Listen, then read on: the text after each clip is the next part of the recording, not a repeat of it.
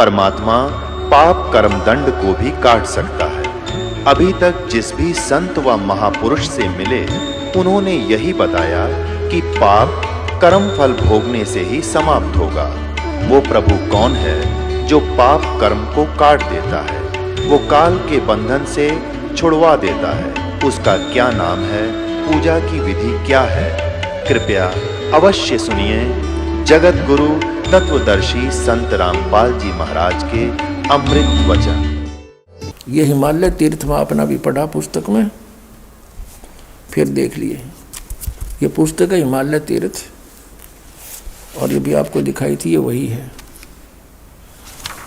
इसमें लिखा है कि इसके 42 पृष्ठ पर हिमालय तीर्थ,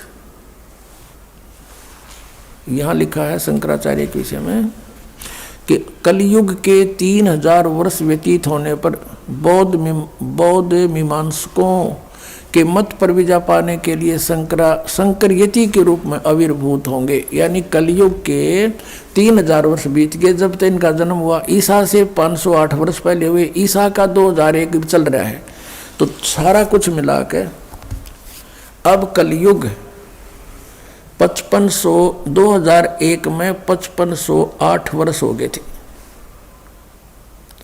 और परमात्मा कहते हैं कलयुग बीते 5505। सन 1994 में दास को आदेश हुआ, 1999 में सतलोक आश्रम क्रोथा की स्थापना हुई, 2001 में दास को प्रेरणा मिली कि इन सदग्रंथों को देखूं, जिसमें लिखा है कि परमात्मा ने कहा वेद मेरा भेद है, मैं वेदन में नहीं, और जौन वेद से मैं मिलूं ये वेद जानते नहीं। तो दास ने फिर देखा भी, जो भगवान ने कहा कि मेरी जानकारी वेदों में मिलेगी, अवश्य मिलेगी, क्योंकि बाल्य का लिखा हुआ झूठा नहीं हो सकता। जब दास ने गहराई से श्रीमद् भगवत गीता को देखा, उत्तरे की, इसमें तो श्री कृष्ण जी का तो रोल नहीं है गीता ज्ञान देने में। 3 परमात्मा और हैं, सरपुरुष, अक्षर पुरुष, परम अक्षर पुरुष, और गीता ज्ञान दाता अपनी साधना को अनुत्तम कह रहा है। वो किसी और परमात्मा की शरण में जाने के लिए दृढ़ता से कह रहा है। गदगद हो गया दास, खुशी का ठिकाना नहीं रहा। और फिर देखा गहराई से, दोबारा अनुवाद किया उसका शुद्धता के साथ पवित्र गीता का, गहरी नजर गीता के नाम से, जो आपके कर कमलों में विद्यमान है। अब देखिएगा कि परमात्मा ने कहा था कबीर जी ने कि कलयुग आगे चल के गरीबदास पंथ में मैं ही चल कर आऊंगा। देखना, ये कबीर सागर है। कबीर सागर संपूर्ण 11 भाग, खेमरा श्री कृष्ण दास पथ प्रकाशन, मुंबई। ये देखिएगा ये किसके द्वारा संशोधित है? कबीर पंथियों के द्वारा। ये कबीर पंथी भारत प्रतीक स्वामी युगलानंद बिहारी द्वारा परिष्कृत। और ये खेमरा श्री कृष्ण दास, अध्यक्ष श्री वेंकटेश्वर प्रेस, खेमराज श्री कृष्णदास मार्ग, मुंबई से छपी है। अब इसमें देखना, यहाँ पर इसकी कबीर वाणी नामक एक अध्याय है, और ये कबीर बोध नामक इसमें एक चैप्टर है, और इसकी 136 पे कबीर वाणी कबीर बोध में 136 पृष्ठ पे नीचे 12 पंथों, काल के पंथों का जिक्र किया है। ये है पद्य भाग में। और यहाँ देखिएगा एक यहाँ पर अध्याय है बोध सागर और कबीर चरित्र। इस कबीर चरित्र में अध्याय में यहाँ 1870 पृष्ठ पे इसमें गद्य भाग में लिखा है 12 पंथों की जानकारी। इसमें आसानी से समझ में आएगा। कबीर साहब के पंथों का वृंतांत, नारायण दास जी का पंथ, यहाँ इन्होंने गलत लिखा है कबीर पंथियों ने, ये है चूड़ामणि जी का पंथ, क्योंकि नारायण दास जी ने तो भगवान के मार्ग को स्वीकार ही नहीं किया था। याज्ञोदास पंथ, सूरत गोपाल पंथ, मूल निरंजन पंथ, टकसारी पंथ, भगवान दास जी का पंथ, सतनामी पंथ, राम कबीर पंथ, कमाली पंथ, कमाल का पंथ, परमधाम की वाणी पंथ, जीवा पंथ, और 12वां है गरीबदास पंथ। ये है 12वां गरीबदास पंथ। यहाँ देखना, और यहाँ इन्होंने पद्य भाग को ढंग से ना समझा, इस दास के ऊपर दया की परमात्मा ने इसको समझा। अब हम आगे कबीर वाणी में, वो था कबीर चरित्र, बोध सागर वही है। और ये देखो 136 पृष्ठ पर पढ़ेंगे हम। 12 पंथ चलो सो भेद, 12 पंथ काल फुरमाना, 12 पंथों में काल का ही फुरमान है, उन्हीं का आदेश उपदेश है। भूले जीव न जाओ ठिकाना, सतलोक नहीं जा सकते ये सभी के सभी 12 पंथों के। और ताते आगम कह हम राख्या, वंश हमारा चूड़ामणि शाखा। ये प्रथम चूड़ामणि है, इन्होंने गलत लिखा थोड़ा सा, बाद में गलत कर दिया।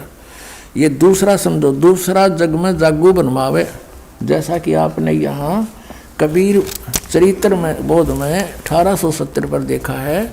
फिर देखेंगे 1870 पृष्ठ पर कबीर चरित्र बोध में, इसमें गद्य भाग में लिखा है दूसरा याज्ञोदास, सूरत गोपाल, मूल निरंजन, सतनामी, टकसारी, ये सारे कबीर प्रणाम कबीरपंथ, बर्मा गरीबदास पंथ। तो अब इनका पद्य भाग में वर्णन है, ये इनके समझ में नहीं आ पाया इतना। प्रथम जग में यो जागूदास है, फिर सूरत गोपाल, मूल निरंजन, टकसार भेद, ये सारे वही हैं। सतनामी पंथ, राम कबीर पंथ। और हम अपने मतलब का देखेंगे, ये 12 माह है, संवत 1775 हुई, ये 74 है, गलती से मिसप्रिंट है ये, क्योंकि आदरणीय गरीबदास साहिब जी का जन्म संवत 1774 और सन 1717 में हुआ है। ये गरीबदास जी के बारे में 12वें पंथ का जिक्र है, संवत 1774 हुई, ये पढ़ना। अरता दिन प्रेम प्रगटे जग सोई, आज्ञा रहे ब्रह्म बोध लावे, कोली चमार सबके घर खावे। यानी गरीबदास साहिब ने ये भेदभाव मिटाया था। साख हमारी लिए जीव समझावे, असंग ठोड़ जन्म नहीं पावे।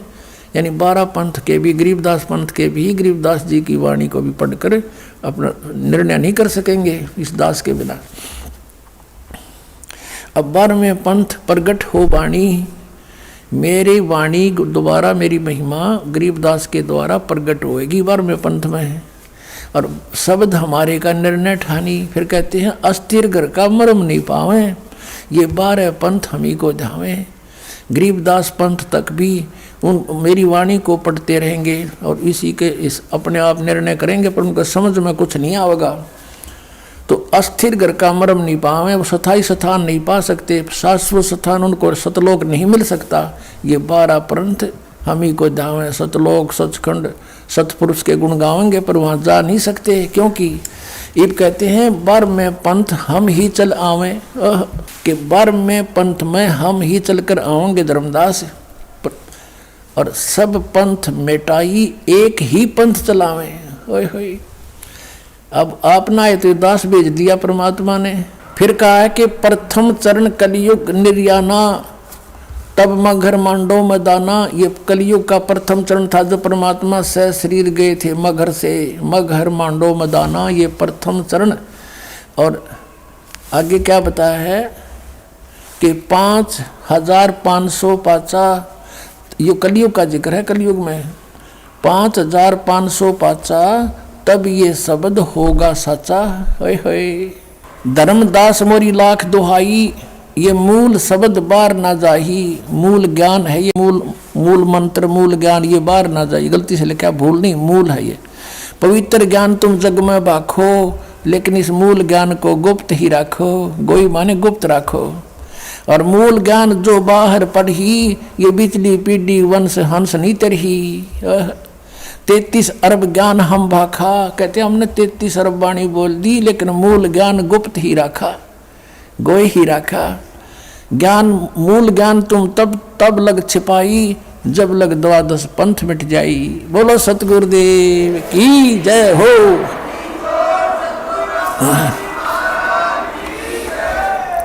अब यहाँ देखना, फिर आगे कबीर वाणी में और दिखाते हैं आपको। ये वही कबीर वाणी अभी हमने 136-37 पढ़ा था, अब 134 पर पढ़ते हैं। इसमें कति निर्णय कर रखा है, ये देखिएगा। वंश प्रकार, प्रथम वंश उत्तम, ये चूड़ामणि जी को बताया कि तो उत्तम थे। दूसरा वंश अंकारी, तीसरा वंश प्रचंड, चौथा वंश बिरहे, पांचवा वंश निंद्रा, छठा वंश उदास, सातवां वंश ज्ञान तुतराई और 8वें वंश पंथ विरोध, ये कमाल का पंथ था।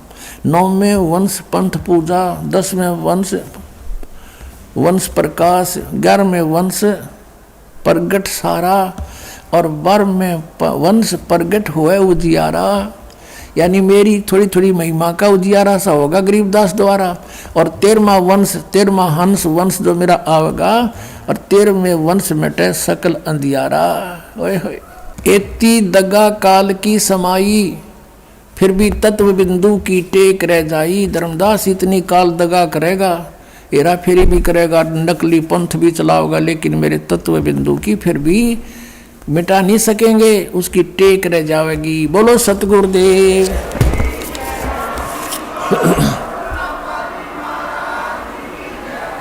वैसे तो पुण्यात्माओं, परमात्मा ने 600 वर्ष पहले बता दिया था, उसको कोई मेट नहीं सकता। जैसे परमेश्वर ने ये विधान बनाकर सूर्य के चारों ओर पृथ्वी घुमा दी, पृथ्वी स्वयं भी घूम रही है।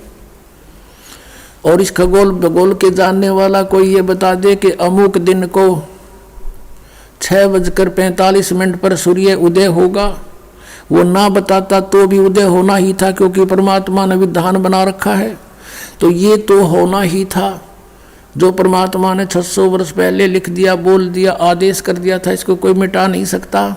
फिर भी इसमें जो सहयोग दिया है उन महापुरुषों ने, खगोल भूगोल जानने वालों ने, जिसकी दिव्य दृष्टि कभी खुलेगी किसी पुण्य कर्म से, उनमें से एक हैं तुलसीदास।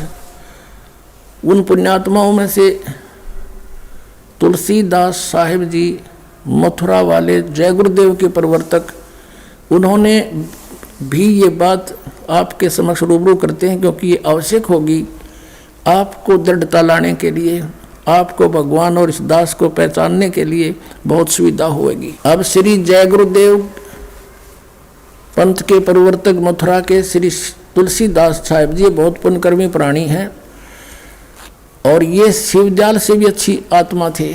लेकिन शिवदयाल जी ने अपना भट्ठा बैठाया, शास्त्र विरुद्ध साधना करे करे से पुण्यकर्मी उसको परम धनी जान कर वहाँ फंस गए। इन अपना भी जीवन नष्ट कर लिया। सन 1971 में, सन 1954 से पहले से ये सत्संग करा तुलसीदास जय गुरुदेव पंथ का प्रवर्तक मथुरा वाला। और सन 1954 से उस समय इसकी बैटरी फुल थी चार्ज पिछले जन्म की। 1971 में इसने भविष्यवाणी करी इस दास के लिए। 7 सितंबर 1971 को इन्होंने कहा कि वो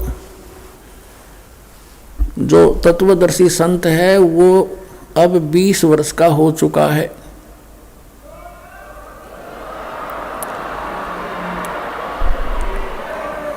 सात सितंबर 1971 को इसने भविष्यवाणी की कि वो 20 वर्ष का हो चुका है। दास का जन्म 8 सितंबर 1951 को हुआ। 7 सितंबर 1971 को पूरा 20 वर्ष का हो चुका था। 8 सितंबर को 21वां वर्ष शुरू हो जाना था। अब देखिएगा, एक पुस्तक है जय गुरुदेव की वाणी भाग 2, ये यहां से छपी है। ये है श्री तुलसीदास जी महाराज संत पर। ये पहला राधा स्वामी पंथ का पहला संत है जो दास लिखता है, नहीं तो सब सिंह लिखे अपने पीछे या ताराचंद लिखे। यह प्रकाशक है दिव्या शर्मा, 88 साकेत कॉलोनी मथुरा में, और यहाँ से प्रिंटेड है। मुद्रक है अर्जेंट प्रिंटर्स, पुराना बस स्टैंड मथुरा। इसकी 59 पृष्ठ से पहले पढ़ेंगे। 28 अगस्त को इन्होंने एक भविष्यवाणी करी थी। ये देखिएगा, ये 59 पृष्ठ है इसका, 59। और ये 28 अगस्त शाकाहारी पत्रिका 28 अगस्त 1971 में इसने कोई भविष्यवाणी की थी कि महापुरुष का जन्म भारतवर्ष के एक छोटे से गांव में हो चुका है और वह व्यक्ति मानव इतिहास का सबसे महत्वपूर्ण व्यक्ति बनेगा। उसे जनता का इतना बड़ा समर्थन प्राप्त होगा कि आज तक किसी को नहीं मिला है।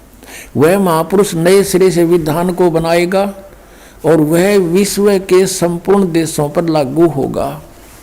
उसका एक झंडा होगा, उसकी एक भाषा होगी।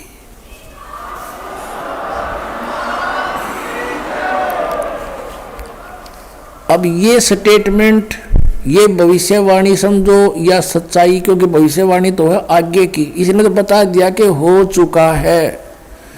ये 28 अगस्त को इसने ये स्टेटमेंट दी। फिर लोगों ने पूछा जी कौन है, कहाँ है, बताओ। तो फिर आगे 7 सितंबर को, यानी इस 50 पृष्ठ पे लिखा है, इसके बाद देखिएगा, इसी पुस्तक के 50 पृष्ठ पे लिखा है, शाकाहारी पत्रिका 7 सितंबर 1971 वाली। इस दिन स्टेटमेंट दी इन्होंने कि क्या दिया, 7 सितंबर 1971 को वो 20 वर्ष का हो चुका है। दास का जन्म 8 सितंबर 1951 को हुआ। 7 को दास पूरा 20 वर्ष का हो गया और 8 को 21 माह शुरू हो गया। यहाँ कहा इसने कि वह अवतार जिसकी लोग प्रतीक्षा कर रहे हैं 20 वर्ष का हो चुका है 7 सितंबर 1971 को। यदि उसका पता बता दूं तो लोग पीछे पड़ जाएंगे। अभी ऊपर से आदेश बताने के लिए नहीं हो रहा है। मैं समय का इंतज़ार कर रहा हूँ और सभी महात्माओं ने समय का इंतज़ार किया है। समय आते ही सबको सब कुछ मालूम हो जाएगा। बोलो सतगुरुदेव।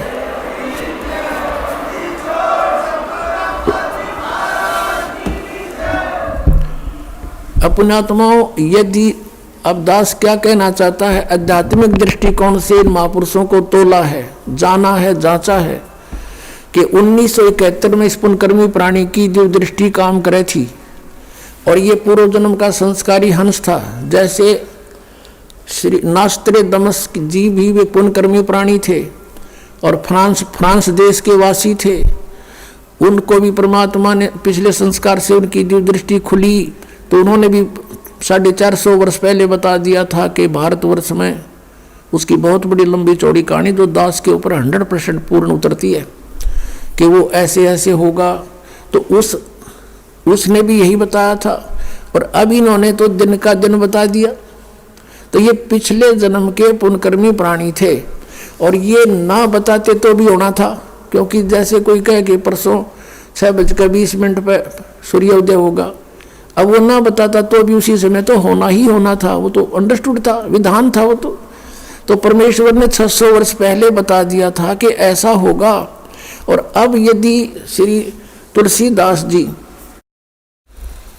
जो जय गुरुदेव पंथ के मथुरा के प्रवर्तक हैं, इन्होंने जो आकाशवाणी की या भविष्यवाणी समझो या यथार्थ वाणी समझो, वर्तमान की वाणी कि भी वो महापुरुष 20 वर्ष का हो चुका 7 सितंबर 1971 को और अभी मैं समय का इंतजार कर रहा हूँ, समय आने पर सबको पता लग जाएगा। तो अब उस समय इसकी जो दृष्टि खुली थी ना, सही पूर्ण रूप बता दिया। और अब इसकी बैटरी डाउन हो रही, क्योंकि पूर्व जन्म की साधना खत्म होगी, करोड़ों शेष बना लिए, इसकी पूंजी खत्म होगी, बैटरी डाउन होगी। आगे चार्जर था नहीं, क्योंकि शास्त्र साधना 5 नाम काल के जाप करे, हठ योग करता रहा, शरीर गाल दिया इस पुण्यात्मा ने परमात्मा पाने के लिए। लेकिन कोई काट के थोड़े थे अर्जांडी काटे, कदे कट जाएगी, 7 जन्म भी ना कटे। वो तो तीखा को आड़ा चाहिए, आ रही चाहिए, मिनटा में करके दर देख लो उठा के। तो ये सत औजार, सत शास्त्र और सत शस्त्र, ये शस्त्र है हमारे, ये नाम और भक्ति, इसके द्वारा ही ये लाभ होना था, ये इसको मिला नहीं। अगर फिर भी इसके अंदर कुछ थोड़ी बहुत शेष रह रही है, कोई पूर्व जन्म की पूंजी, तो अगर इसकी अभी भी जो दृष्टि काम करती होती तो ये कह देता ऊपर वाला मालिया भाई जाओ, दास के पास सारा सामान है। अब 7 सितंबर 1971 को तो हम मान लेते हैं इसकी बात, बट ठीक उस समय बताना ठीक नहीं था, क्योंकि दास स्टडी कर रहा था, जेई की ट्रेनिंग कर रहा था, डिप्लोमा कर रहा था नीलो खेड़ी करनाल के अंदर। उस समय ये बता देता तो व्यर्थ होता वो। रास्ते दास के पास सारे संपन्न साधन है, पूर्ण वो मंत्र है जो आज तक किसी को प्राप्त नहीं हुआ। और जो 20 करोड़ व्यक्ति इसने अपने पीछे लगा रखे, उनका भार धर लिया, ये पाप मुक्त हो सकते हैं। उनको ये कहकर कि जाओ भाई नाम लो, वो आगे संत जिसके बारे में सन 1971 में मैंने बताया था, और आप भी आओ कल्याण करावे, बाहर उतर जाएगा इसके सिर पे। दास का उद्देश्य ये नहीं है कि मैं यहाँ भीड़ इकट्ठी करके कोई प्रभुता चाहता हूँ, नहीं। दास परिचित हो चुका है, यहाँ की नकली प्रभुता, फोकट प्रभुता हमें नहीं चाहिए। इंद्रदास राज कागदा बेष्टा, हमने तो सतलोक जाना है, आप जी के लिए दास को भेजा परमात्मा ने। ये परमात्मा का कुत्ता है, आपके लिए भौंक रहा है। आप धनी हो, आपके लिए सारा खाड़ा हो रहा है, और कुत्ते के भौंकने से जो जाग जाता है, अपना धन बचा लेता है और फिर भी गफलत करता है, उसको बहुत धन हानि हो जाती है। जिस कार्य को करने के लिए स्वयं परमेश्वर आए थे 600 वर्ष पहले, और इन नकली गुरुओं ने उनके साथ दुर्व्यवहार करवा दिया था जनता को पीछे लाके, ये झूठा है, ये कपटी है, ये बदमाश है, ये हमारे देवताओं की निंदा करता है, कबीर इसको मारो मारो, जुल्म गुजारे थे परमात्मा के साथ। और वही स्टार्टिंग दास के साथ कर दी थी क्रोथा कांड करके। लेकिन आज जनता शिक्षित है, पहले सदग्रंथों से परिचित नहीं थे, उनका दाव लग गया था, लेकिन अब इनकी दाल गल नहीं सकी, वो पहले से कई गुना संगत बढ़ गई। और जितने भी दास के शिष्य थे, एक भी नहीं हिला वहां से, जट्टस से मस नहीं हुआ, क्योंकि ये सत्य से परिचित थे। तो पुण्यात्माओं, ये आज जो अमावस्या का दिन है, ये वो शुभ दिन है जिस दिन दास को ये अनमोल ज्ञान प्राप्त हुआ था। ये आपके लिए भी वरदान है और दास के लिए भी वरदान है। जिस कार्य को करने के लिए स्वयं परमेश्वर आए थे और वो सेवा इस दास को दे दी। हे पुण्यात्माओं, आप भी उस मालिक के बच्चे हो। सभी विश्व के जितने भी मानवधारी प्राणी हैं या अन्य योनियों में प्राणी है, आपके भाई बहन हैं। इस काल ने हमें डिवाइड कर दिया, हिंदू नारे बना दिए, मुसलमान अलग बना दिए, सिख ईसाई जानी जैनी नारे, लठम लठा। ये हमारी दुर्गति कर रहा है। ज्ञान को समझो, और आपका कर्तव्य बनता है आपके निकटतम जो भी जिसने ज्ञान सुहाव है उसके सामने चर्चा जरूर करे। जिस काम को भगवान करना है और वो हमें दे दिया। अब जिस कार्य को बाप करता था और वो बच्चों से कहे कि बेटा अब तुम भी सहयोग दो, तो उन बच्चों का कर्तव्य बनता है अपने पिता के उस काम में सिर धड़ की बाजी ला कर सहयोग दें। तो अब आपने भी ये कोशिश करनी चाहिए, दास का सहयोग दें। और हमारा पहला विधान है कि आवत गाली एक है, उल्टा हो अनेक, कह कबीर ना उलटियो, रह एक ही एक। अब जैसे परमात्मा जहाँ पर भी जाते थे और गालियाँ देते थे, परमात्मा शांत खड़े रहते थे। कुछ देर वो बोल बाल लेते थे, अपने महिमा सुनाना शुरू कर देते थे, फिर बैठकर ध्यान से सुनते थे, फिर आशीर्वाद लेते थे, उनको सुख होता था। लाखों की संख्या में परमात्मा के 64 लाख शेष हो गए थे। उसमें भारत की आबादी मुश्किल से 4 करोड़ होगी सन 1398 और 1518 के बीच में। और भारतवर्ष बहुत लंबा चौड़ा था। अफगानिस्तान, बलोचिस्तान, पूर्व पाकिस्तान, पश्चिमी पाकिस्तान, इराक, ईरान, ये सारे इस भारतवर्ष में ही थे। और उस समय 4 करोड़ आबादी होगी हिंदू और मुसलमानों की, और उस समय 64 लाख से हो जाना कोई बालकों का खेल नहीं है। उनकी समर्थ की समर्थता है। और आज तो मीडिया और सब कुछ अपने पास है, और जरा सा मीडिया ध्यान कर लेगी इस बात पर, आना तो पड़ेगा इस लाइन पर। आज तक मीडिया क्या कमाई कर रहा है? ये झूठा ज्ञान प्रचार करवा रहा है नकली गुरुओं संतों से, इनका तो शहर चला रहा है। यह किसी की राजनेता की कुछ भी बकवाद है उसको सुना रहा है।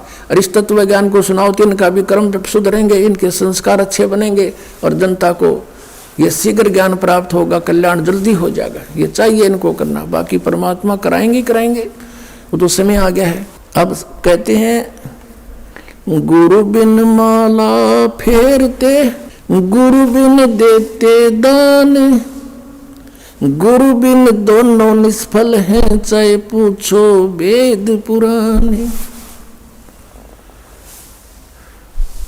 सतगुरु के उपदेश का लाया एक विचार, जय सतगुरु मिलते नहीं जाते नरक द्वारे। होय होय। अब देखो क्या बताते, इस दिन की कितनी महिमा बता रहे हैं परमात्मा। सतगुरु के उपदेश का, गुरु से उपदेश ज्ञान मिला और नाम मिला, इसका ईब लाया एक विचार, और जय सतगुरु मिलते नहीं हम जाते नरक द्वार। नरक द्वार में दूत सब फिर करते खेचा तान, उनसे कभू ना छूटते फिरते चारों खाने। ओए होए। चार खानी में भरमते और कभू ना लगते पार, सो फेरा सब मिट गया मेरे सतगुरु के उपकार। ओए होए। आपको एक झलक दिखाता हूं, सतगुरु ना मिलने से जीव की कैसी दुर्गति होती है। फिर आपके आसानी तो समझ में आ जाएगी कि सचमुच ये दिन और ये नाम और ये ज्ञान कितना वैल्यूएबल है, कितना कीमती है। एक पुस्तक है आओ जैन धर्म को जाने, इसका थोड़ा सा वर्बली बताता हूं, मौखिक बताता हूं कि एक ऋषभ देव नाम के राजा थे और वो नाभि राज के पुत्र थे। इस ऋषभ देव जी को स्वयं परमेश्वर आए थे, जो पुण्य आत्माओं को मिलते हैं उनका स्वभाव है। ऋषभ देव जी, इनके 100 पुत्र थे, 2 पुत्रियां थी। उनमें से एक भरत नाम का पुत्र था। तो परमात्मा ऋषभ देव को मिले थे। कहते हैं ऋषभ देव का आया कबीर नाम में करतार, वो कबीर देव नाम का करतार वहां आया था। ऋषभ देव को मिले थे, उनको समझाया बच्चा तुम साधना गलत कर रहे हो, मनुष्य जीवन पाकर भक्ति करनी चाहिए, साधना करो, भगवान की भक्ति करो। वो इतना प्रेरित हो गया कि राज त्याग दिया, बच्चों को राज दे दिया, बांट दिया उनको। लेकिन परमात्मा की वाणी पर विश्वास हुआ नहीं। अपने धार्मिक गुरुओं से पूछा तो उन्होंने वो इंजेक्शन लगा दिए, तप करो, हठ योग करो, ओम नाम का जाप करो। तो उसी प्रेरणा पा करके उन्होंने 1000 वर्ष तक तप किया। जब वो उठे, 1000 वर्ष का तप करके बैटरी चार्ज करके उठे, तो पहली दीक्षा धर्मदेशना के उसने धर्मदेशना शुरू की, नाम उपदेश देना शुरू किया। तो पहला उपदेश अपने पोते मारीची को दिया, जो उसके पुत्र भरत का पुत्र था। अब मारीची ऋषभ देव से नाम प्राप्त मारीची आगे जाके जैन धर्म में महावीर जैन वही आत्मा हुई, और बीच में कितने दुख उसके ऊपर आए देखिएगा। ये पुस्तक है आओ जैन धर्म को जाने, इसका ये इनका मंत्र है अणोम अरिहंतांत अणोम। ये ओम ने अणोम कहने लगे, बता कोई बात, ओम में कह दो सीधा है, ये बिगाड़ और दिया। प्रवीण चंद्र जैन M.A. शास्त्री, ये इसके लेखक है। आओ जैन धर्म को जाने, लेखक प्रवीण जैन चंद्र M.A. शास्त्री, जम्बूद्वीप हस्तिनापुर, प्रकाशक श्रीमती सुनीता जैन, जम्बूद्वीप हस्तिनापुर, मेरठ। इसके 294 पृष्ठ पर हम चलते हैं, ये देखिएगा। आओ जैन धर्म को जाने 293 पृष्ठ पे विशेष प्रकरण है, श्री महावीर भगवान के अन्य कौन कौन से नाम हैं। अन्य 5 नाम है वीर, अतिवीर, सन्मति, महावीर एवं वर्धमान। 294 पे श्री महावीर जी भगवान के जीवन का कथन कहाँ से प्रारंभ होता है? पुरुरवा नामक भील की प्रिया से, मारीची से पहले इसके और जन्म थे, वो वहां से शुरू किए इन्होंने। पुरुरवा भील कौन था? पुष्कलावती देश की पुंडरीकीणी नगरी में वह भीलों का राजा था। उसने सागर सेन मुनिराज से मद मास मधु का त्याग व्रत लिया था, जिसे जीवन पर्यंत पालन किया। श्री महावीर भगवान का जीव पुरुरवा भील की प्रिया यानी जीव से शरीर से निकलकर कहा गया। पहले 100 स्वर्ग में 1 सागर की आयु वाला देव हुआ। पहले स्वर्ग से फिर महावीर भगवान का जीव किस पर्याय में यानी किस जीवन को प्राप्त हुआ? भरत चक्रवर्ती की रानी ऋषभ देव के पुत्र भरत, उसकी पत्नी से मारीची नामक ज्येष्ठ पुत्र हुआ। मारीची को ऋषभ देव से उपदेश हुआ था। मारीची की पर्याय से महावीर भगवान का जीव किस पर्याय को प्राप्त हुआ? ब्रह्म स्वर्ग में, ब्रह्म लोक में देव हुआ। ब्रह्म स्वर्ग से कहा गया अयोध्या नगरी में कपिल ब्राह्मण की काली स्त्री से जटिल नामक पुत्र हुआ। फिर सौधर्म स्वर्ग में एक आयु वाला देव हुआ। फिर इसी भरतक क्षेत्र में सूतिका नामक गांव में अग्निभूत ब्राह्मण की गौतम ऋषि से अग्निशय नामक पुत्र हुआ। फिर स्वर्ग में गया, फिर ये हुआ, महेंद्र स्वर्ग में गया। और आगे देखो 295 पे मंदिर नगर में शाल्यकाय ब्राह्मण की कपिल पत्नी से भारद्वाज नामक पुत्र हुआ। भारद्वाज की पर्याय से महावीर भगवान का जीव कहा गया। महेंद्र स्वर्ग में देव हुआ, महाइंद्र यानी ब्रह्मलोक में। और महेंद्र स्वर्ग से महावीर भगवान का जीव कहा गया। वो मारीची वाला जीव ही महावीर भगवान बना, इसलिए उसी को महत्व दे रहे हैं। इतर निगोद में एक सागर की आयु वाला निगोदिया जीव हुआ। निगोद से निकलकर श्री महावीर जी भगवान का जीव कहा गया। अनेक को भाव धारण किए जो इस प्रकार हैं। 1000 आख के वर्ष के भाव, 80,000 सीप के भाव, 20,000 नीम वृक्ष के भाव, 90,000 बार केली यानी केले के वृक्ष, 3,000 बार चंदन के वृक्ष, 5 करोड़ बार कनेर वृक्ष के वृक्ष, 60,000 बार वैश्या के शरीर, वैश्या के जीवन, और 5 करोड़ बार शिकारी देख काल 9 कर्म फुड़वावे है, और 20 करोड़ बार हाथी, 60 करोड़ बार गधा। ओ तेरे की हे भगवान है, 60 करोड़ बार गधे के जीवन, 30 करोड़ बार कुत्ते के। ये तो एक एक बतेरा गणित जरूरत को ना। 60 करोड़ बार नपुंसक के भाव, 20 करोड़ बार स्त्री के भाव, 90 लाख बार धोबी के भाव, 8 करोड़ बार घोड़े के भाव, 20 करोड़ बार बिल्ली के भाव, हो तरेगी 60 लाख बार गर्भपात से मरण, और केवल 80 लाख बार देव प्रियाओं को प्राप्त हुआ। ये 40 देवता पढ़ने जब गधा बन के खड़ा हो गया, बाढ़ में जाओ यो 60 करोड़ बार गधा, और कुल 80 लाख बार देवता हुआ। आगे क्या हुआ? फिर कहा गया राजगृह नगर में स्थान ब्राह्मण का हुआ, फिर ये हुआ, फिर ये हुआ, फिर महास्वर्ग में गया, फिर त्रिशपुट नामक नारायण हुआ। त्रिशपुट नारायण से फिर कहा गया, फिर 7वें नरक में गया। यह कसर हो रही थी नरक में, 7वें नरक में गया। नरक से फिर महावीर भगवान का जीव कहा गया।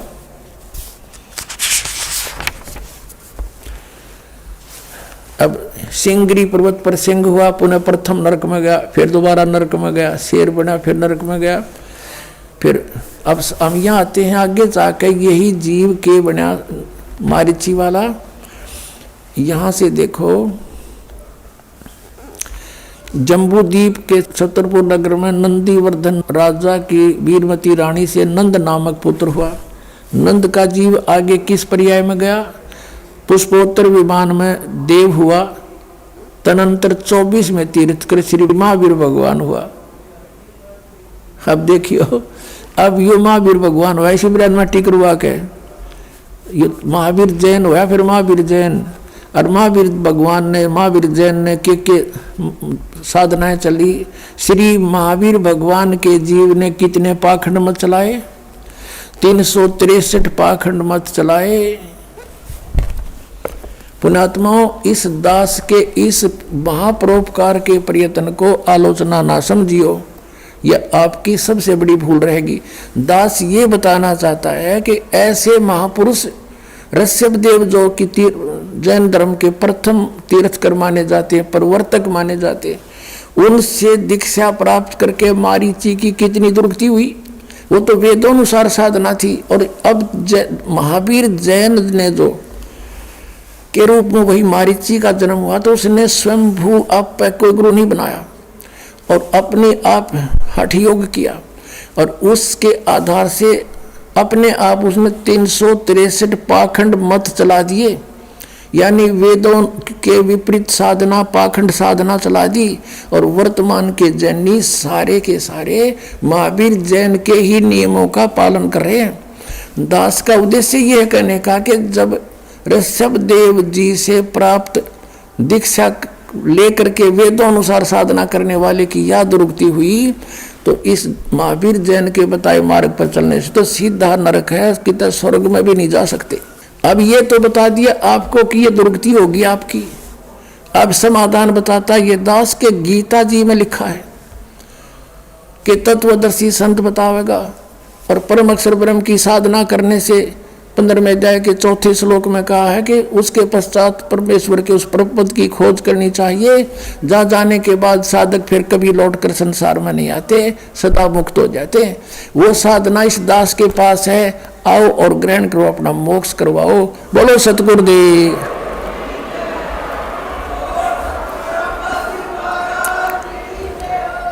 परम पिता परमात्मा पूर्ण ब्रह्म, सारी सृष्टि के रचनहार, कुल मालिक कबीर परमेश्वर जी की असीम कृपा से हम सभी प्राणियों को सत्संग सुनने को उपलब्ध हुआ। पुण्यात्माओं, सत्संग के अंदर ये जानकारी दी जाती है कि ये मानव शरीर प्राणी को किस उद्देश्य से प्राप्त हुआ है। हम अन्य प्राणियों को देखते हैं, जो क्रियाएं वो कर रहे हैं वो मनुष्य भी कर रहा है।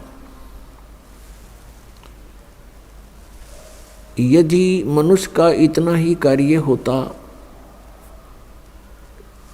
जितना पशु और पक्षी करते हैं, संतान उत्पत्ति, उनकी परवरिश और फिर मृत्यु, तो मानव शरीर की कोई आवश्यकता नहीं थी।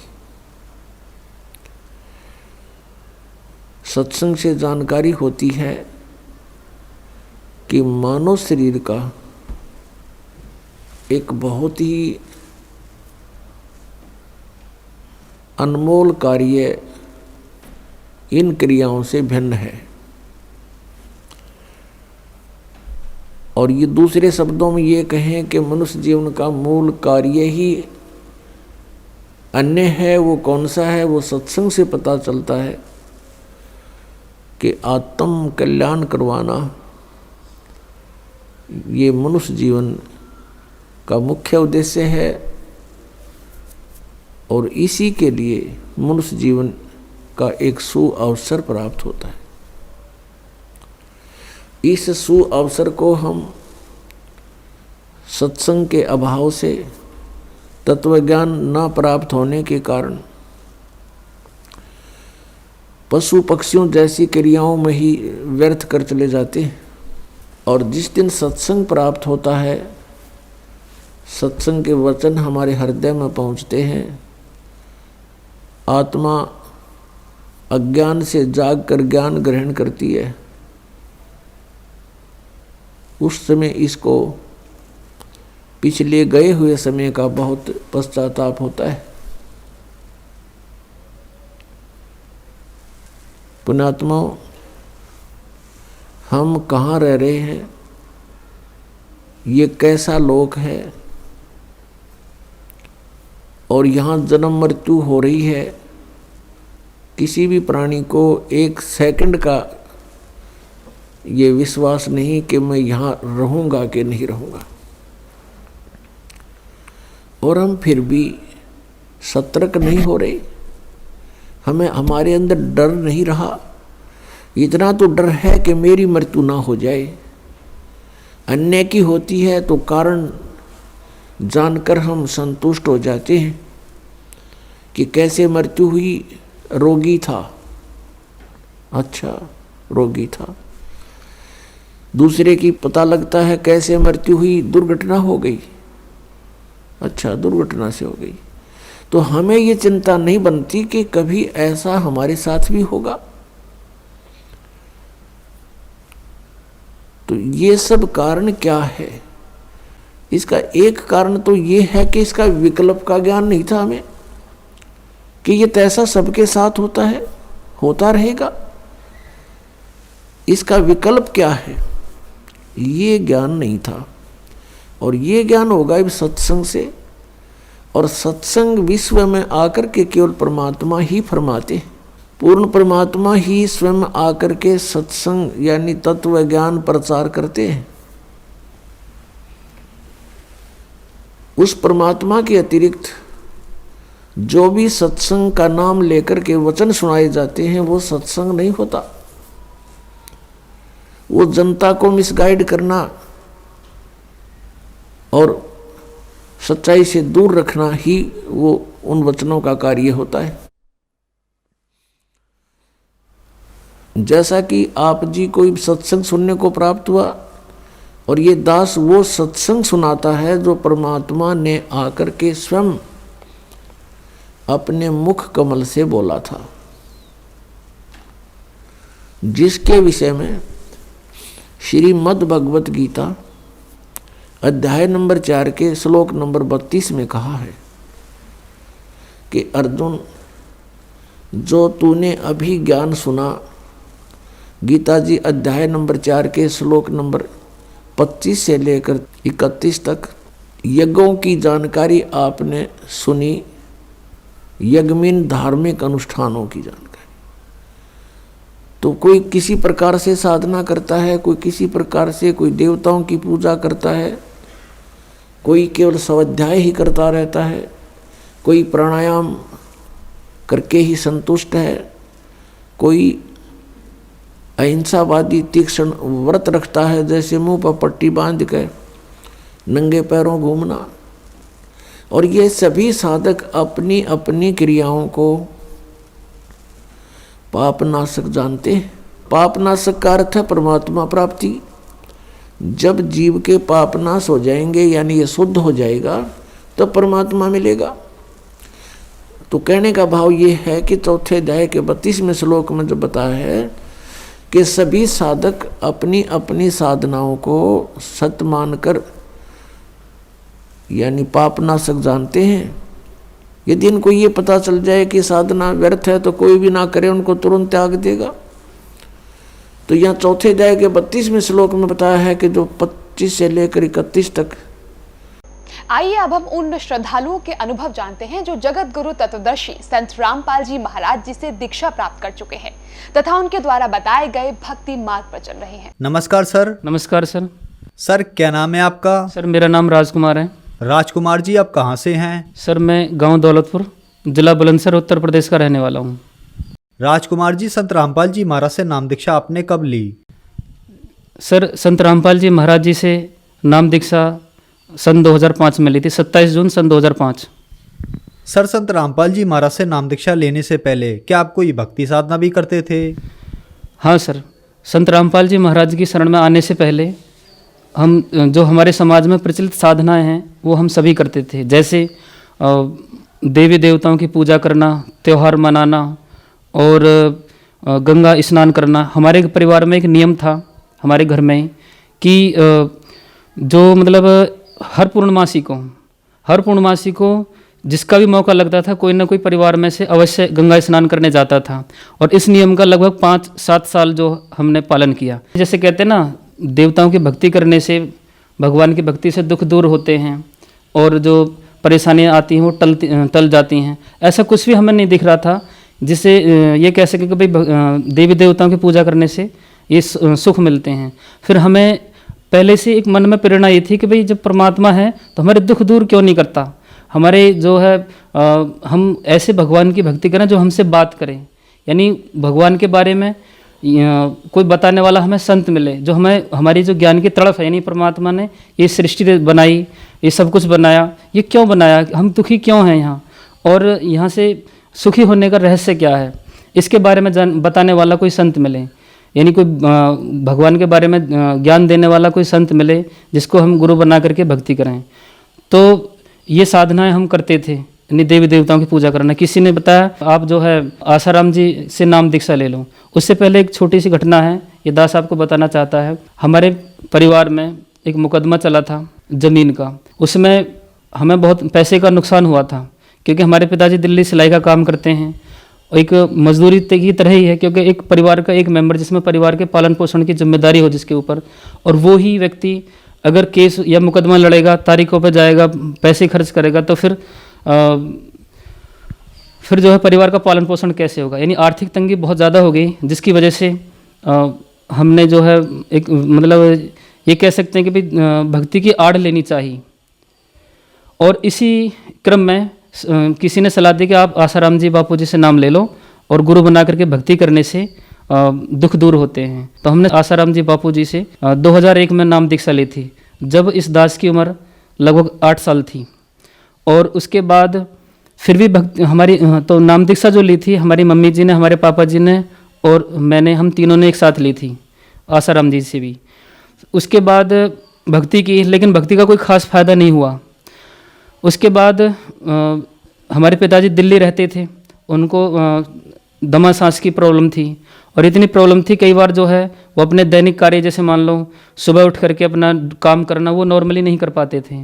और हमारी मम्मी जी को ब्लड प्रेशर लो की समस्या थी, रोज़ तीसरे दिन उन्हें ब्लड प्रेशर लो हो जाया करता था, बहुत ज़्यादा दिक्कत होती थी। यहाँ तक कि अपनी जो है जो दैनिक क्रियाएँ होती हैं जैसे सुबह उठकर अपना नहाना धोना करना, पूजा पाठ करना, इसमें भी वो दिक्कत होती थी उनको। अब आसाराम जी बापू जी से नाम दीक्षा जब ली थी उन्होंने, तो उनकी भक्ति में ये नियम था कि भाई सुबह उठ करके सबसे पहले आपको नहा धो करके ही पूजा करनी है। अब जब बीमार आदमी है, बीमार व्यक्ति है, तो पूजा पाठ कैसे करेगा? तो इस तरीके से भक्ति करते हुए दिक्कतें आ रही थी। सर, इन सब परेशानियों के बीच आपको संत रामपाल जी महाराज के बारे में जानकारी कहाँ से मिली? सन 2004 में हमारे जो पिताजी थे वो करावल नगर दिल्ली में काम करने जाते थे। घर से जैसे फैक्ट्री के लिए निकले वो, तो रास्ते में एक सतीश भगत जी हैं करावल नगर दिल्ली में, तो वहाँ उनके यहाँ पर परमेश्वर स्वरूप संत रामपाल जी महाराज जी का सत्संग चल रहा था। 4 दिवसीय सत्संग था 14 से 18 अप्रैल सन 2004 में। तो पिताजी ने देखा वहाँ पोस्टर लगे हुए थे कि काल कौन है, हम सब देवी देवताओं की इतनी भक्ति करते हैं फिर भी दुखी क्यों हैं, वो परमेश्वर कौन है जो हमें दुखी से सुखी कर सकता है। इन सभी प्रश्नों के उत्तर पाने के लिए और ज्ञान की जो तड़फ है उसको पूरा करने के लिए हम भक्ति कर रहे थे। और यहाँ जब उससे संबंधित बातें सुनने को मिली तो हमें बड़ी खुशी हुई पिताजी को। उन्होंने वहाँ रुक करके सत्संग सुना। तो सत्संग में सदगुरुदेव जी यानी संत रामपाल जी महाराज समझा रहे थे कि ब्रह्मा विष्णु महेश की जो भक्ति करते हैं उनके पाप नहीं कट सकते, उनके दुख दूर नहीं हो सकते, क्योंकि ये इनके पावर से बाहर की बात है और इन देवी देवताओं की भक्ति नहीं करनी चाहिए। आसाराम जी, सुधांशु जी ये गलत भक्ति बता करके भक्त समाज को गुमराह कर रहे हैं। इसके बारे में संत रामपाल जी महाराज समझा रहे थे सत्संग में। इन सब बातों को सुन करके हमारे पिताजी को बिल्कुल भी अच्छी बात नहीं लगी, क्योंकि हमारे पिताजी और हम सभी ने आसाराम जी से नाम दीक्षा ले रखी थी कि भाई आसाराम जी के बारे में ऐसा बोल रहे हैं, ये तो बहुत गलत बात है, किसी के बारे में ऐसा नहीं बोलना चाहिए। लेकिन संत रामपाल जी ने इन सारी जानकारी देने के साथ साथ जो सदग्रंथ दिखाए, जैसे गीता दिखाया, वेद दिखाए, पुराण दिखाए, उन सब में गुरुजी ने उंगली रख रख के पढ़ाया कि भाई देखो हमारे वेद ऐसा बताते हैं। तो पिताजी ने जब ये सच्चाई सुनी तो उन्हें बहुत ही ज़्यादा अचंभा लगा और कहा कि भाई ये तो सच्ची बात है जो हमारे ग्रंथ बता रहे हैं। गीता जी दिखाई, श्रीमद् भगवद गीता का पहले हम एक अध्याय का डेली पाठ करते थे, क्योंकि हमें बताया गया था कि श्रीमद् भगवद गीता का पाठ करने से ज्ञान यज्ञ का लाभ मिलता है और उससे दुख दूर होते हैं हमारे। तो उसका हम एक अध्याय का डेली पाठ करते थे, लेकिन उसमें रहस्य क्या है ये हम नहीं समझ पाए। जब संत रामपाल जी महाराज जी ने प्रोजेक्टर के माध्यम से श्रीमद् भगवद गीता को पढ़ाया और उसके वास्तविक ज्ञान से परिचित कराया, तब पिताजी को बहुत मतलब अचंभा हुआ कि अरे हमारे सदग्रंथ ये बता रहे हैं और हम ये साधना कर रहे हैं, इसलिए हम दुखी हैं।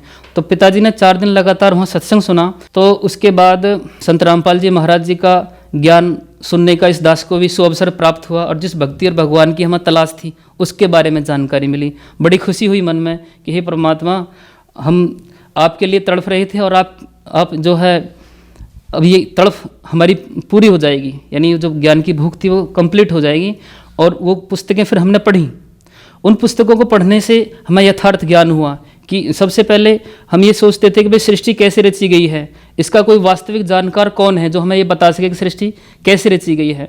तो संत रामपाल जी महाराज जी ने विद प्रूफ सृष्टि रचना सुना करके सभी धर्म ग्रंथों के पवित्र सदग्रंथों से ये प्रमाणित कर दिया कि पूर्ण परमात्मा कौन है, कैसे कैसे सृष्टि रची गई। हम तीनों सतलोक आश्रम करौथा गए और वहाँ से संत रामपाल जी महाराज जी से नाम दीक्षा ली। सदगुरु रामपाल जी महाराज जी से नाम लेने के बाद जब हम उनके दर्शनों के लिए वहाँ पहुँचे, सदगुरु रामपाल जी महाराज जी ने दर्शनों की लाइन में देख करके दूर से ही बोला कि आप जो है मतलब भक्ति में आस्था तो बहुत है आप लोगों की, लेकिन यहाँ आने में बहुत टाइम लगा दिया था।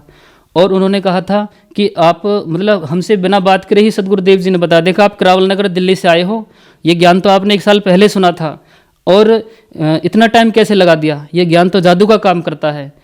यानी हमें ये एहसास हुआ कि ये तो स्वयं परमात्मा है, यानी हमारे बिना बताए उन्होंने सब कुछ बता दिया कि करावल नगर से आए हैं और 1 साल पहले इन्होंने सत्संग सुना था, ज्ञान सुना था। संत रामपाल जी महाराज से नाम दीक्षा लेने के बाद क्या आपको लाभ भी प्राप्त हुए? संत रामपाल जी महाराज जी से नाम दीक्षा लेने के बाद हमें बहुत सारे लाभ हुए। जैसे कि जब हम जो परेशानी हमारे सामने आ रही थी, जैसे हमारी मम्मी जी को ब्लड प्रेशर लो की समस्या होती थी आए दिन, और वो बहुत परेशान रहती थी इस चीज़ से। संत रामपाल जी महाराज जी से नाम दीक्षा लेने के बाद उन्हें ब्लड प्रेशर लो की कोई दिक्कत नहीं हुई, जो कि उन्हें पहले अक्सर रहा करती थी। और हमारे पिताजी का जो दम सांस की समस्या थी वो भी बिल्कुल ठीक हो गई। और अब परमात्मा की ऐसी दया है कि वो बिल्कुल ठीक रहते हैं और अपना दैनिक कार्य आराम से कर लेते हैं।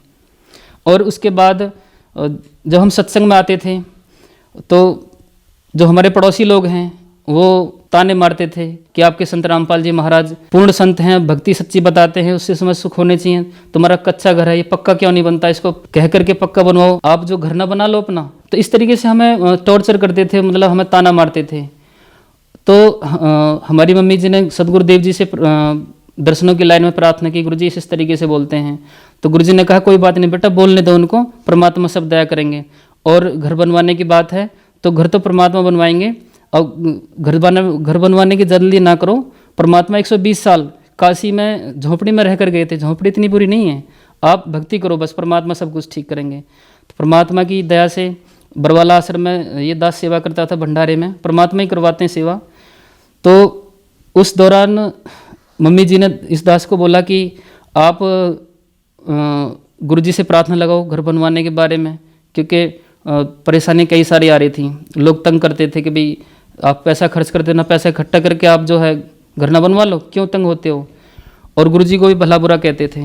तो इस दास ने परमात्मा के सामने, सदगुरु रामपाल जी महाराज जी के सामने प्रार्थना की हाथ जोड़ करके कि हे परमात्मा, आप सबकी सुनते हो, आप सबके दुख दूर करते हो, एक अरदास इस दास की भी सुन लो, परमात्मा हमारा घर बनवा दो। गुरुजी ने इस दास को एक बार देखा और कहा कोई बात नहीं बेटा, बन जाएगा, बनवाएंगे घर, ये कह दिया गुरुजी ने। और उसके ये हैरान करने वाली बातें हैं, उसके लगभग 15 दिन बाद ही अचानक से ऐसी अवस्था बनने लगी, जो लोग हमारा विरोध करते थे वो लोग हमारे साथ खड़े हो गए, यानी हमारे पक्ष में खड़े हो गए। उन्होंने कहा कि भाई आपको घर बनाना, घर की ज़रूरत है तो आप हमसे पैसा ले जाओ और घर बनाओ अपना। और तो परमात्मा की ऐसी दया हुई, 2 महीने के अंदर अंदर ही भगवान की दया हुई, ये घर बन के तैयार हो गया। तो जिसकी वजह से लोगों का ताना देना वो बंद हो गया।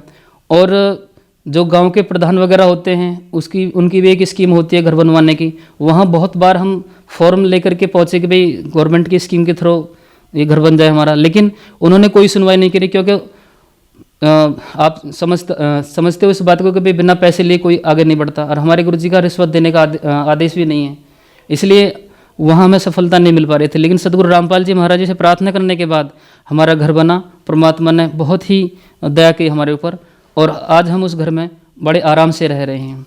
और एक लाभ और है, जैसे नाम दीक्षा लेने के बाद जैसे हम पहले चूल्हे पे खाना पकाते थे, परमात्मा ने गैस कनेक्शन करवाया। और हमारे अड़ोसी पड़ोसी जो लोग हैं वो कहते हैं कि भाई तुम तार डाल लो, इतने परेशान रहते हो, घर में उजाला हो जाएगा, ये डिबिया क्यों जलाते हो, लैंप क्यों जलाते हो। तो हमारे सदगुरु जी ने हमें समझाया था कि बच्चों ये चोरी से काम नहीं करना, अगर भगवान को सुविधा देनी है तो 1 नंबर से देगा, 2 नंबर से मत करना, चाहे बिना सुविधा के रह लेना। तो परमात्मा की उसी आदेश को पालन करते हुए हम जो है अपना डिबिया से या लैंप से उसी से पढ़ाई करते थे। दास ने इंटर तक की पढ़ाई जो है लैंप से की है। और उसके बाद परमात्मा की दया हुई, भगवान ने बिजली का कनेक्शन करवाया, और वो ऐसी सुविधाएं अब कभी ख़त्म नहीं हो, क्योंकि हम सतभक्ति कर रहे हैं। परमेश्वर की सतभक्ति करने से जो परमात्मा अपनी तरफ से जो सुविधाएं देता है वो कभी ख़त्म हो नहीं होती, और वो एंडलेस होती हैं। लेकिन हमें नियम में रह करके भक्ति करनी होती है, जिसकी वजह से परमात्मा हमें सुविधाएं फ्री ऑफ कॉस्ट देते हैं। परमात्मा ने अनहोनी की थी इस दास के साथ में और हमारी मम्मी जी के साथ में। जब 9th क्लास में दास पढ़ाई कर रहा था, तो क्योंकि एग्ज़ाम नज़दीक थे तो रात में देर रात तक पढ़ना पड़ता था, तो नींद ना आए पढ़ते समय, इसलिए शाम को लगभग 10-11 बजे करीब जो है दास चाय बनवा लेता था और उसके बाद फिर पढ़ने में लग जाता था। तो इसी क्रम में मम्मी ने एक बार चाय बनाई, तो पतीली में, क्योंकि उसकी ऊपर वाली साइड में वो छिपकली थी पतीली में, लेकिन दिखाई नहीं थी, मम्मी ने उसी में पानी करके और उसी में चाय बना के हमें दे दी। मम्मी को भी पता नहीं लगा उस समय। और उसके बाद जब वो चाय गिलास में भी कर दी, मेरी गिलास में भी होगी और मम्मी जी के गिलास में भी होगी। अब चाय पीते पीते जैसे उस छिपकली का मुंह दिखा, क्योंकि डिबिया का उजाला जो बहुत कम होता है वो स्पष्ट तौर पे उसमें नहीं दिखता, लेकिन उसके बाद जब मुझे कुछ अंदेशा हुआ कि भाई गिलास में कुछ है, चाय वाले गिलास में, तो उसके बाद जब मैंने ध्यान से देखा डिबिया के उजाले में कि भाई ये क्या हो रहा है, भाई कहीं ना कहीं गड़बड़ है, तो उसके उजाले में देखा तो उसमें छिपकली, उसके मुंह खुला हुआ था और उसके पंजे ऊपर को थे। मन की मम्मी ये तो हमने जहर खा लिया, छिपकली में तो बहुत जहर होता है सांप के बराबर, तो हमें तो दिक्कत हो जाएगी। उसके बाद अब हम क्या करें, रात को 11:30 बजे का टाइम था, बड़ी दिक्कत। अब गांव में ऐसी व्यवस्था नहीं होती कि भाई डॉक्टर को दिखाओ, क्या करो, अब सब सोए पड़े हैं, क्या करें। तो हमें सदगुरु रामपाल जी महाराज पर पूरा भरोसा था कि ज़िंदगी और मौत हमारे सदगुरु रामपाल जी महाराज के हाथ में है। हम परमेश्वर की सद्भक्ति करते हैं, हमें कुछ नहीं होगा, इस बात का हमें पूरा विश्वास था। हमने किसी को कुछ नहीं बोला और हम परमात्मा का अमृत जल प्रसाद लेकर के हम आराम से सो गए। उसके बाद जब सुबह हम उठे तो हम ये सोच रहे हैं कि भाई हम मरे नहीं, परमात्मा ने दया कर दिया, और इस तरीके से उठे हम बिल्कुल फ्रेश मूड से, जैसे कि शाम को बुखार की दवाई खाने के बाद व्यक्ति सुबह उठता है एकदम फिट, इस तरीके से हम उठे, कोई दिक्कत हमें किसी तरीके की नहीं हुई।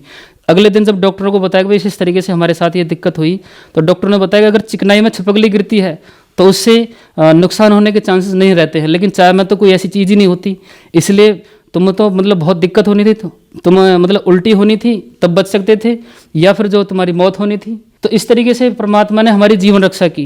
रिश्तेदारी में जाते हैं, आने जाने में कई सारी दिक्कतें होती हैं, उन सुविधा को, उन चीज़ों को ध्यान में रखते हुए तो दास के मन में एक प्रेरणा हो कि भाई अगर मोटरसाइकिल मिल जाए तो कितना अच्छा हो। नई का हमारा ब्योत था नहीं, क्योंकि इतनी पैसे की इनकम नहीं थी। उस स्थिति में तो मन ही मन में प्रार्थना की कि परमात्मा अगर नहीं भी दिवाओगे तो आप ही दिवाओगे, ये मन ही मन में प्रार्थना की थी। परमात्मा की ऐसी दया हुई, जो लोग हमारे विरोधी थे उन्होंने ही हमारे इस काम में हमारा सहयोग किया कि भाई अगर मोटरसाइकिल लेनी है ठीक है, बताओ कितने रुपए चाहिए आपको, तो उन्होंने ही सहयोग किया हमारा इस काम में, और भगवान की दया हुई, शोरूम से जाकर ऑन कैश पेमेंट परमात्मा की दया से हमारी मोटरसाइकिल निकली। सर, आपकी भक्ति करने में बहुत रुचि थी। आप और आपका परिवार शुरू से ही गुरु परंपरा से जुड़ा हुआ था। आपने 8 साल की उम्र से ही आसाराम बापू से नाम दीक्षा ले रखी थी। फिर आप संत रामपाल जी महाराज की शरण में आए। सर, कहते हैं गुरु नहीं बदलना चाहिए, गुरु बदलना पाप है, क्या ये बात सही है? नहीं, ये बात बिल्कुल गलत है। बताया जाता है कि मनुष्य जीवन बड़े मुश्किल से मिलता है, और इस मनुष्य जीवन को प्राप्त करके जो लोग सच्चे गुरु की तलाश करके भक्ति नहीं करते, वो उनका जीवन ये खराब हो जाता है। और सच्चे गुरु की पहचान के विषय में सदग्रंथ बताते हैं, जैसे श्रीमद् भगवद गीता अध्याय 7 श्लोक 22 में बताया कि बहुना नाम जन्मा नाम अंते ज्ञानवान माम प्रपदन्ते वासुदेव सर्वमिति स महात्मा सो दुर्लभ है। यानी पूर्ण परमात्मा ही, घट घट में वसने वाला परमात्मा ही सब कुछ है, ये बताने वाला संत बहुत मुश्किल से मिलेगा।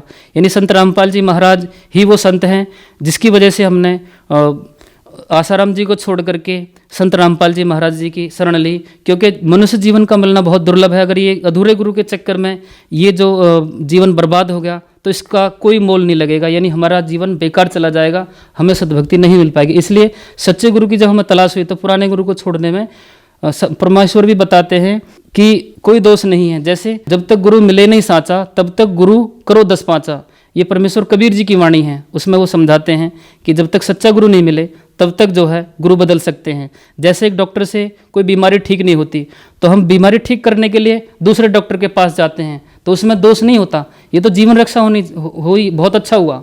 तो गुरु बदलने में कोई दोष नहीं है। ये धारणा गलत बना रखी है कि गुरु बदलने से दोष लगता है। धन्यवाद सर।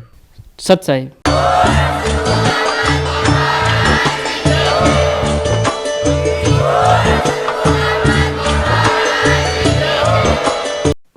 आप सुन रहे थे जगत गुरु तत्वदर्शी संत रामपाल जी महाराज के मंगल प्रवचन।